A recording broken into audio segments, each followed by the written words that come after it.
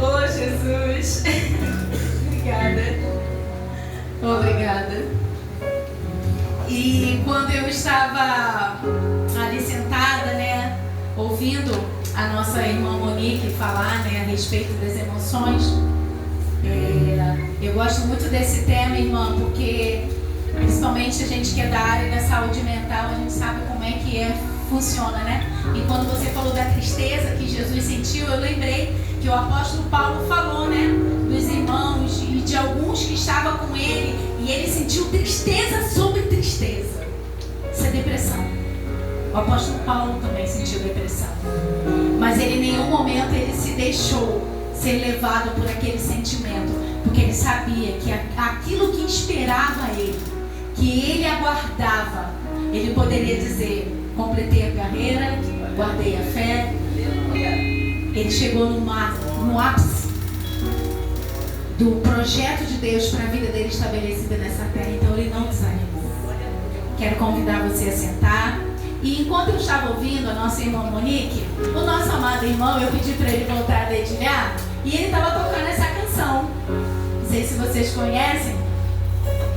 E eu falei assim: meu Deus, eu vou falar sobre maternidade. E ele está tocando a minha canção de redenção. Se eu chorar aqui, irmãos, tá tudo bem, porque vocês vão entender. E eu falei assim: Senhor, olha o processo que eu estou passando na minha maternidade. E aí o meu pastor, quando eu levei para ele que eu estaria aqui hoje com vocês, ele me liberou e ele disse assim: não tem coisa melhor do que você ministrar aquilo que você está vivendo. Aleluia. E eu falei: Senhor, muito obrigado por esse presente. Obrigado, dádiva, por esse presente. Obrigada, pastora, por esse presente. Obrigada, pastor, por esse presente. De compartilhar um pouco com vocês. E essa canção, vocês sabem essa canção? Eu queria só um trechinho do início dela, vocês sabem? Conhece essa música? Então vai lá, fala. Você sabe? Pela graça estou sendo curado, pouco a pouco sendo transformado. Perfeito, perfeito não sou, contudo sou grato. Canta esse outro trechinho que eu esqueci.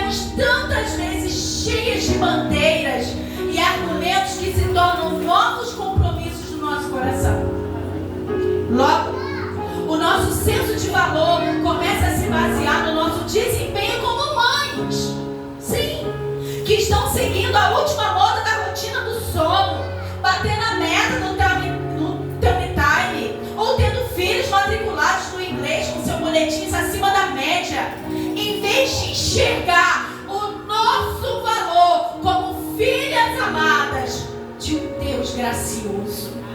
Meu Deus! Mas falando de maternidade, irmãos, vamos falar de uma mulher. Não é porque ela está lá, aqui ó, que ela foi uma mulher perfeita. Não. Ela foi como qualquer uma de nós.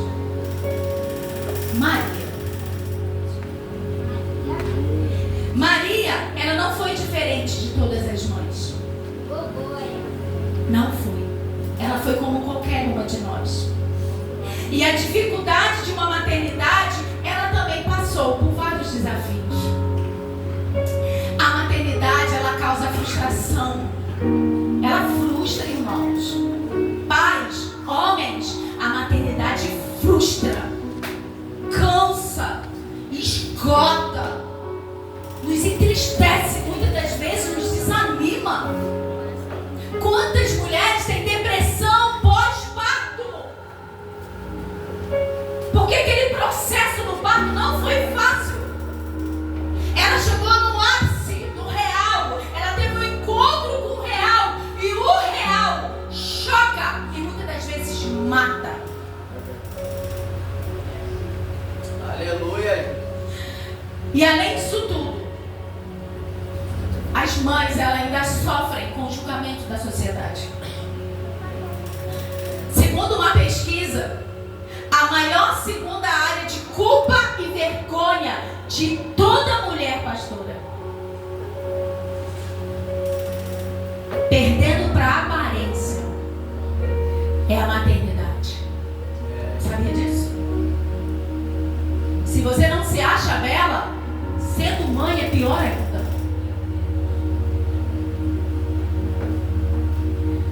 Quando você descobre que você está grávida, você que já teve filhos, ou você que ainda quer ser mãe, se prepare. Porque quando você descobrir que vai ter um serzinho aqui no seu ventre, vão começar as críticas. Tá comendo demais? Tá gorda, pesada? Não, tá comendo de menos, vai matar essa criança de fome. Ela só vai nascer com 1 quilinho. Ah, você que é mamãe fitness, que você quer malhar, não faz mal não pro bebê não, tá? Ah, não, mas cuidado, você pode abortar seu filho. Mas se você também não se cuida, você é uma preguiçosa. E por aí vão as críticas. As pessoas, elas parecem que elas têm um script, sabe? Igual a Monique fez o dela, igual eu fiz o meu, igual o nosso amado também deve ter feito dele. As pessoas, elas têm um script na mão com o roteiro da nossa vida, da nossa maternidade. E parece que são elas que ditam o que nós vamos ou o que nós não vamos fazer. E criticam. Mas deixa eu te falar uma coisa. Só que o roteirista, eles nunca serão satisfeitos. Sempre terá uma coisa errada. Mas deixa eu te falar uma coisa. Não é assim que Deus faz. Deus não põe um peso sobre os nossos ombros na maternidade. Não é assim que Deus nos ensina. Se você, como eu, um dia viveu esse tempo carregando culpa sobre os seus ombros, deixa eu te falar uma coisa. Deus quer te ensinar algo. A escrever a sua própria história, porque Ele será o fundamento dela. Glória. Eu vivi muito tempo carregando culpa, porque eu entendia que assim como os outros diziam para mim que ser uma boa mãe era assim e era assado, e não era da forma como eu estava fazendo, não era da forma como eu estava escrevendo a minha história, e aí vinha o peso da culpa. Fui mãe muito nova, não me arrependo, entendam bem. Mas o conselho que eu dou para as jovens que ainda não se casaram, terminem seus estudos, conclua os ciclos, não quebre ciclos. É um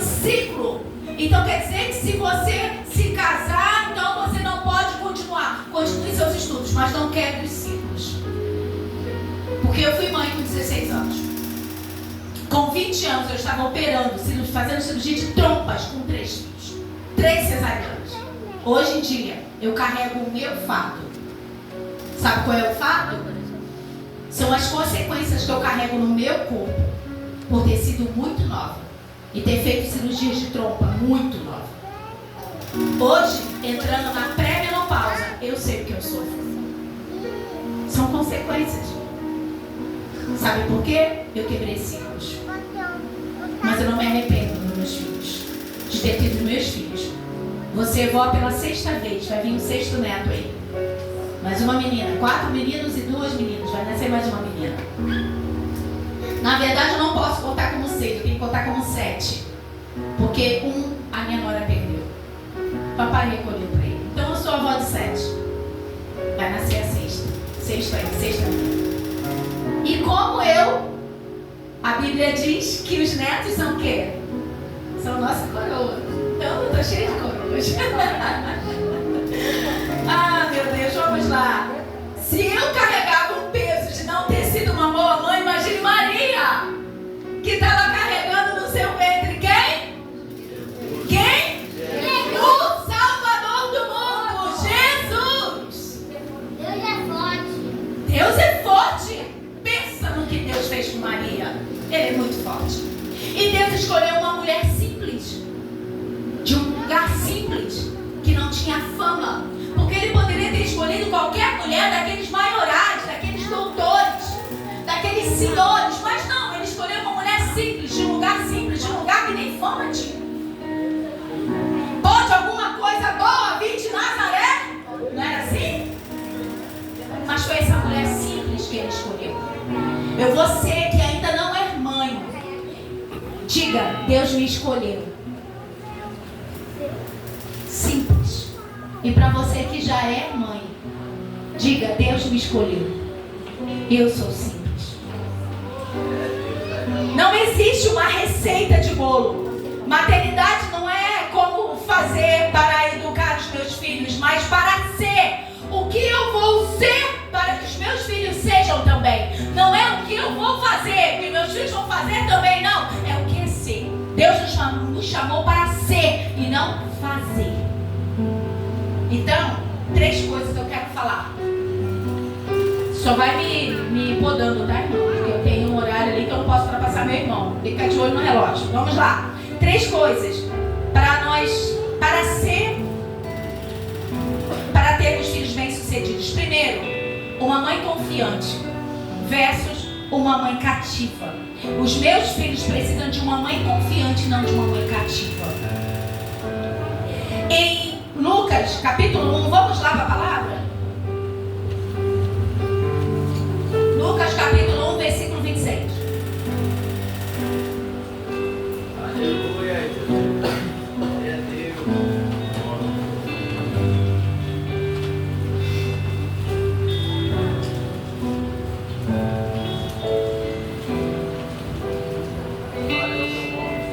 Aleluia. Lucas 1, 26. No 6º mês, foi o anjo Gabriel enviado da parte de Deus para uma cidade da Galileia chamada Nazaré. E a uma virgem despojada com certo homem da casa de Davi, cujo nome era José, e a virgem chamava-se Maria. E entrando o anjo, aonde ela estava, disse: Alegra-te, muito favorecida, bem-aventurada, agraciada, o Senhor é contigo. Ela, porém, ao ouvir essa palavra, perturbou-se muito e pôs-se a pensar no que significava essa saudação. Mas o anjo lhe disse: Maria, não temas, porque achaste graça diante de Deus. E eis que conceberás e darás à luz a um filho, a quem chamarás pelo nome Jesus. E este será grande, será chamado Filho do Altíssimo. Deus, o Senhor, lhe dará o trono de Davi, seu pai, e ele reinará para sempre. E sobre a casa de Jacó, e o seu reinado não terá fim. Então Maria disse ao anjo: Como será isso, pois eu não tenho nenhum contato com meu noivo?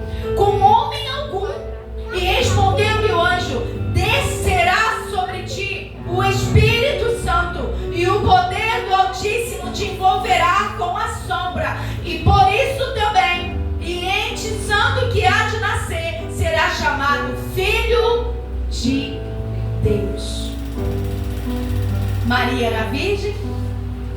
E a primeira pergunta, ela diz assim: o que acontecerá comigo? Porque vocês sabem que lá no Antigo Testamento, uma mulher que se fosse pega em algum caso parecido com esse, ela era apedrejada até a morte. Até a morte. Agora pensa, o pavor que chegou no coração de Maria ao ouvir isso. Mas a resposta, quando o anjo disse a ela, a resposta dela foi imediata. Que disse assim, ó, no versículo 38. Então disse Maria: aqui está a serva do Senhor, que se cumpra em mim conforme a tua palavra. E o anjo se ausentou dela. Ela temeu. Mas quando o anjo lhe falou o que aconteceria, ela se sentiu confiante naquele Deus que ela servia. Portanto, que ela disse: eis aqui a serva do Deus Altíssimo. Então eu vou confiar. Eu não vou ser cativa daquilo que o mundo possa tentar fazer comigo.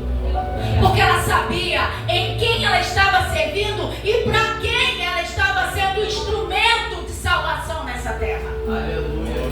Ela carregaria o Filho de Deus.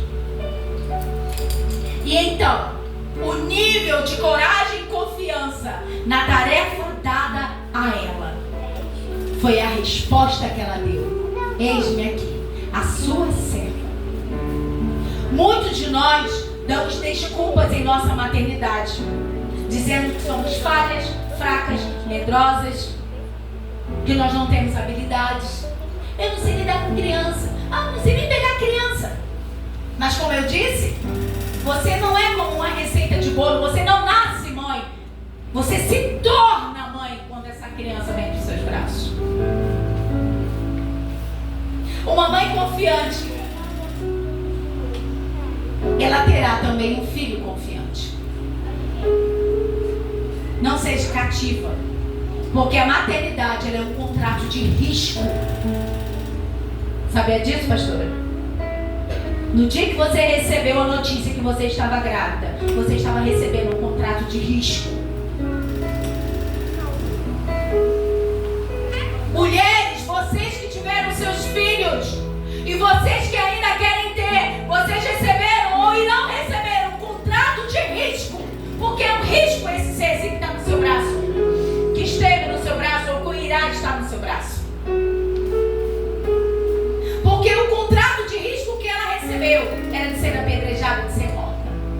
Mas José, ele ouviu a voz do Senhor e ele levou a cabo o projeto de Deus. Que responsabilidade que essa mulher tinha.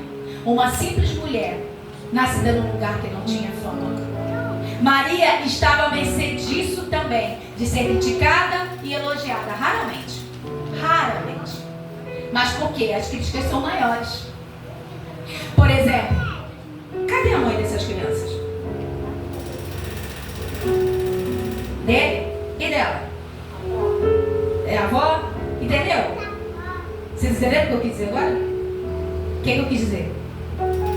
Não? É uma forma de crítica. Cadê a mãe dessas crianças que estão aqui pintando aqui no pé da escada ao ponto de alguém tropeçar nelas ou cair nelas? Entenderam? A crítica é muito mais fácil do que vocês receberem o elogio. Porque o que é mais fácil? Ainda que eles estejam aqui brincando, eles estão pintando, mas eles estão ouvindo a palavra. Ele está aqui, vira e mexe, glorificando o Senhor.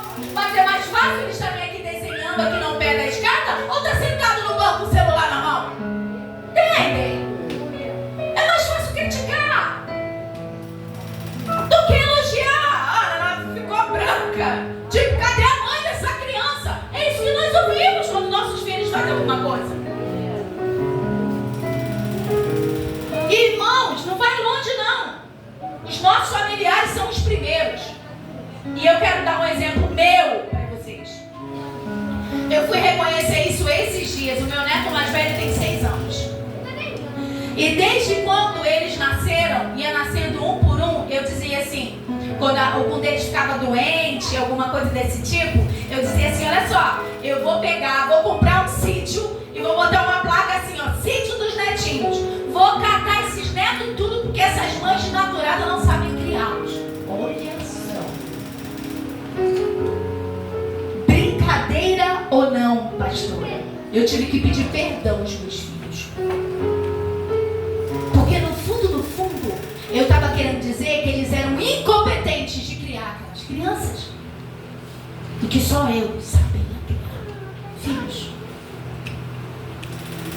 Que hipocrisia, né? Se não é o Espírito Santo vir nos, sabe, trazer a nossa, essa coisa ruim que a gente tem dentro de nós, essa semente adâmica.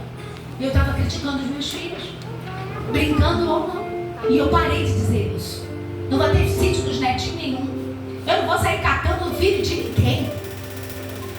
O Senhor deu a capacidade para cada um deles, meus filhos, minhas filhas, genros e nora, para criá-los. E eu creio que aquilo que eles foram ensinados, eles vão transmitir para os seus filhos.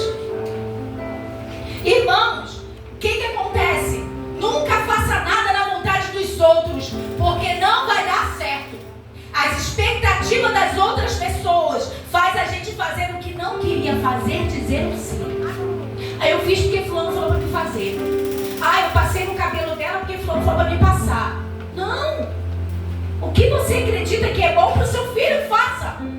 Nunca vai pela expectativa do olhar do outro. O seu filho precisa do seu olhar e não do olhar do outro. E isso, irmãos, a mãe, ela também é apegada por selo de aprovação. Muitas das vezes nós somos apegados a esse selo. Nós buscamos o selo da escola, que ela está indo com boas notas, é o sinal que eu sou uma boa mãe. Muitas das vezes eu busco o selo do médico, porque ele está saudável, então é o sinal que eu estou sendo uma boa mãe. Eu busco o selo do dentista, meu filho não tem nenhuma cárie, é o sinal que eu estou sendo uma boa mãe. Eu busco o selo das tias da salinha, meu filho se comporta, ele não corre na igreja, ele é bem comportado, ele está lá no meio das atividades do Kids, é o sinal que eu sou uma boa mãe. Mães, o único selo que nós precisamos é da aprovação do Senhor. Esse é o único selo que você precisa, é da aprovação do Senhor, de mais ninguém. Segundo ponto, a maternidade aceita o que está fora do controle. Como assim? Eita! Ana, volta minha música lá, irmão, volta minha música lá. Agora que vai entrar meu chororô. É nisso aqui que eu estou sendo provada e aprovada. Porque a maternidade, ela tem que aceitar as coisas que estão fora do seu controle. Não tem como, mãe, você controlar nada. Você que quer ser mãe, você não vai ter as coisas no teu controle. O teu filho vai chorar de madrugada com cólica, você não vai saber o que fazer. Vai estar fora do seu controle. Tem coisas que pensam como Maria. Se você perde o seu filho, sua neta por 30 segundos, você fica desesperado, não fica, avó? Cadê fulano? Ainda mais são gêmeos, Santo Jesus. Cadê uma? Cadê outro? Cadê outro? Cadê outro? Daqui a pouco outra por aqui, sai por ali. E agora, quem que ela perdeu? A gente fica desesperado por 30 segundos. Pensa, Maria perdeu por 3 dias o seu filho. E agora, eu perdi o Filho de Deus. Se sou eu que chego lá, pego na orelha do menino, caço pra casa que ele vai dormir de lombo quente. Mas não. Maria, quando ela chega e ela vê aquela cena, o que ela fala para ele? Por que fizeste isso? E a palavra de Deus diz que tudo Maria considerava e guardava no coração as coisas que aconteciam, as palavras que Jesus dizia. Porque ele disse, eu estou aqui me ocupando com as coisas do meu Pai. 12 anos.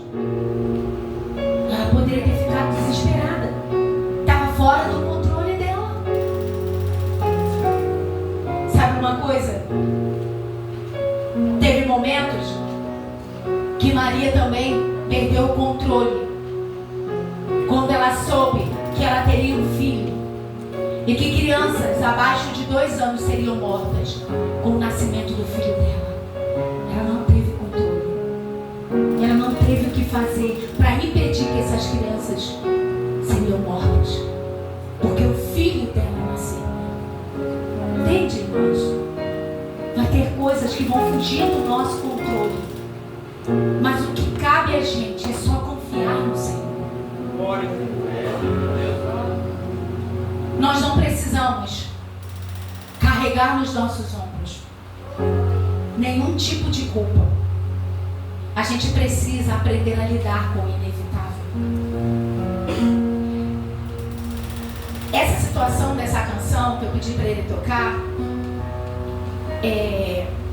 a minha filha, que não sei se vocês lembram que eu tive aqui da primeira vez com uma menina moreninha, de cachadinhos, então, ela não está aqui, a tristeza da peça, né? Ela não está aqui. E só está eu e meu esposo.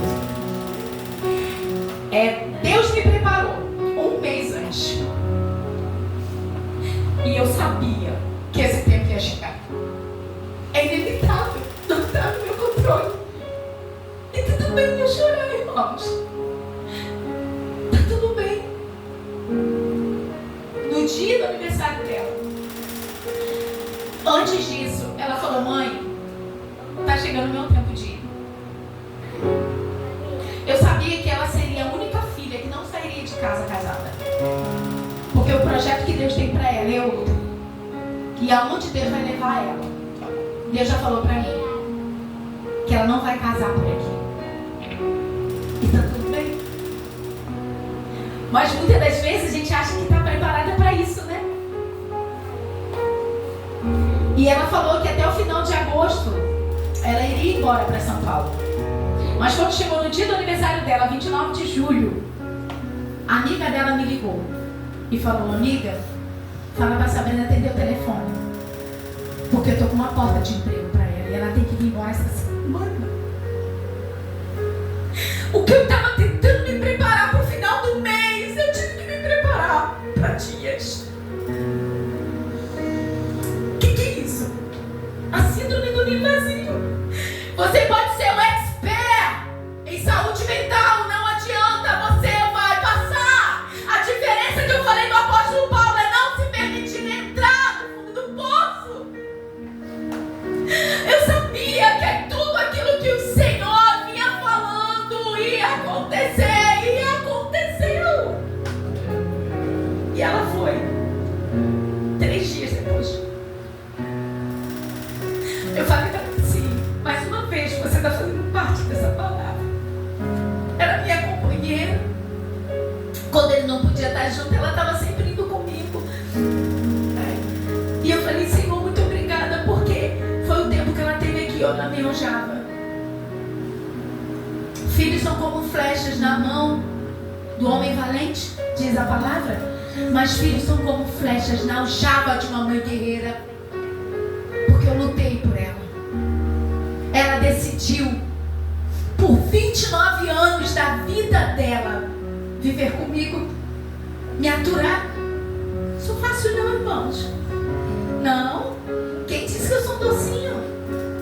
Não somos. Ninguém é. Mas ela decidiu por 29 anos, a adolescência dela, a juventude dela, ela decidiu viver comigo. Por isso que eu falei que essa música era uma canção de redenção. Foi o dia que eu ministrei lá na minha igreja com dança, que o Senhor estava me dando um novo dia sem a minha filha. O que a águia faz é construir um ninho com espinhos, com gravetos, e depois ela vai pegar um monte de plumagem, sabe, pastor? É parecida com isso aqui, pastor? E vai forrar naquele ninho. Com o tempo, aqueles passarinhos, os filhotes vão começando a crescer, e ela vai tirando todo o conforto do ninho. Pra quê? Porque aos poucos ela vai expulsando eles ali daquele ninho, para que eles possam aprender a voar. E o que Deus fez comigo? Deus botou espinhos no meu ninho, irmão. sabia que eu não ia ter coragem de empurrar ela. Deus sabia que eu não ia ter coragem de tirar a espumagem do conforto. Então Deus falou assim: então decido eu, vou colocar ninho no seu espinho, espinho no seu ninho. E como, irmãos, ela com 29 anos tinha situações. Meu marido está aqui, que ele é testemunha disso. Por isso que eu falei que essa canção, eu estou aqui para testemunhar. Tinha dias que eu estava tratando ela como uma criança. E já era 29 anos. Estava dizendo o quê? Que aquele contexto daquela casa já não cabia mais ela. Agora sou eu e meu esposo. Aquele lugar já não cabia mais ela. Era o tempo dela ir. E ela foi. Foi sem medo. Porque ela sabia que a mãe que ela teve esses 29 anos foi uma mãe confiante, determinada, guerreira. Não foi uma mãe cativa. Não foi. Perfeito não sou, como diz a canção, mas contudo eu sou grata a Ele. Eu sou grata a Ele. Eu poderia ter ficado desesperada. Olha, mãe, aquela alergia atacou de novo porque São Paulo é muito frio. Ah, mas quem mandou você ir para São Paulo? Não. O que você tem aí que você pode fazer de chá natural? O que você tem aí de remédio? O que você está tomando? E ela está lá, irmãos. Ela está lá. Não estava no meu controle. Quantas das vezes você esqueceu de colocar suco na lancheira do seu filho? Quantas das vezes você esqueceu de colocar uma blusa branca porque a escola pediu para uma atividade e você esqueceu? Não está no seu controle.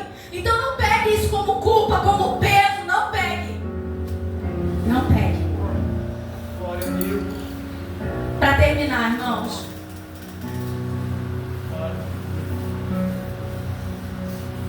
Eu acabei até adiantando que era a maternidade libera os filhos para brilhar sem culpa.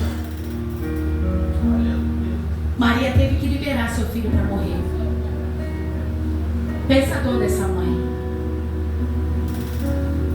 Sabendo que aquilo que ele faria,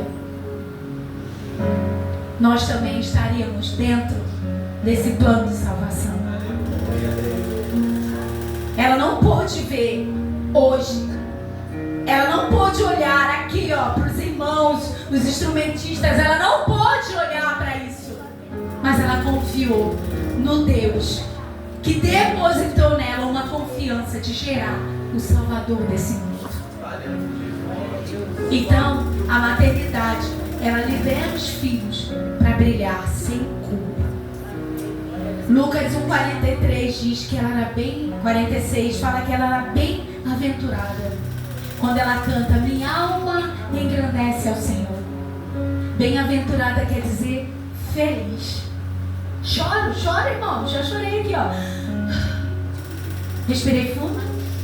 Estou feliz. Porque os propósitos de Deus estão se cumprindo na vida dela. Aí ela fala, não, mãe, não chora não. Eu choro junto também. Mas eu sei que ela está feliz. Eu estou vendo que ela está no tempo certo, que o Senhor vai colocar ela no arco. É só o Pai que tem essa autoridade.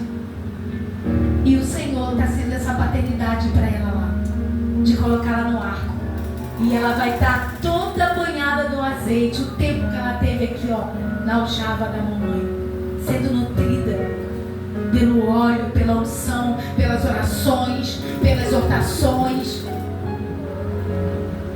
E no tempo certo, quando o Senhor colocá-la no arco, ela vai atingir o alvo dele.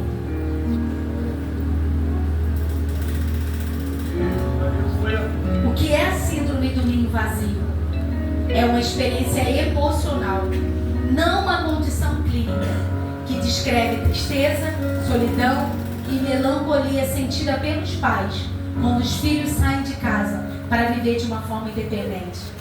Essa transição pode ser desafiadora, levando a alguns sentimentos, sintomas comuns: tristeza, melancolia, solidão, ansiedade, irritabilidade, dificuldades para dormir, alterações de apetite, sentimento de perda de propósito e utilidade, pensamentos negativos e preocupações com os filhos.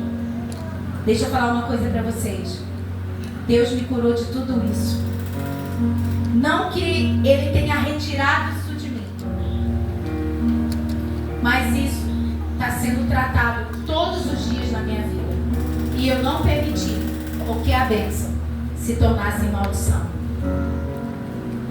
O maior erro que podemos cometer é achar que vivemos numa cultura neutra e que tudo é científico e aceitável, e que tudo que nos ofereça controle e conforto em nossa maternidade ou felicidade e sucesso para a nossa prole deve ser abraçado. E não é. O Senhor é o nosso fundamento. O Senhor é a nossa rocha. Ele é o nosso socorro bem presente na hora da angústia, pelo que a gente não precisa temer.